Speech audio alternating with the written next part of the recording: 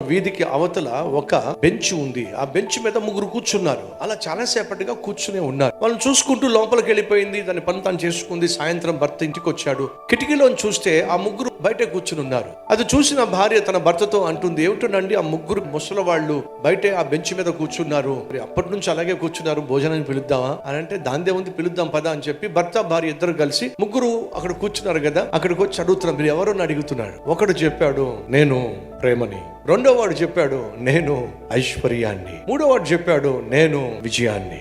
వాళ్ళకేం అర్థం కాల. మీ పేర్లు విచిత్రంగా ఉన్నాయే, సరే మిమ్మల్ని మా ఇంటికి భోజనం పిలుస్తున్నాం రండి అని అంటే, ఆ ముగ్గురులో ఒకడు అన్నాడు, ఎప్పుడు కలిసి ఉండడం సాధ్యం కాదు, కలిసి రావడం కూడా సాధ్యం కాదు, మాలో ఎవరో ఒక్కరిని భోజనాన్ని పిలవండి అని అంటే, భార్య భర్త తర్జన భర్జన అవుతున్నారు. విజయాన్ని పిలుద్దామా, ఐశ్వర్యాన్ని పిలుద్దామా, ప్రేమను పిలుద్దామా? భర్త అంటున్నాడు, ఇప్పటికే మనకు చాలా అప్పులు ఉన్నాయి కాబట్టి ఐశ్వర్యాన్ని మన ఇంట్లోకి పిలిచినట్లయితే అప్పులన్నీ తీరిపోతాయి.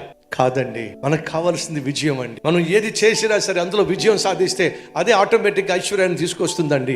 ఇద్దరు ఆలోచన చేసి, కానీ విజయం కంటే ఐశ్వర్యం కంటే ప్రేమ గొప్పది కదా, మన దేవుడు ప్రేమ స్వరూపి కదా.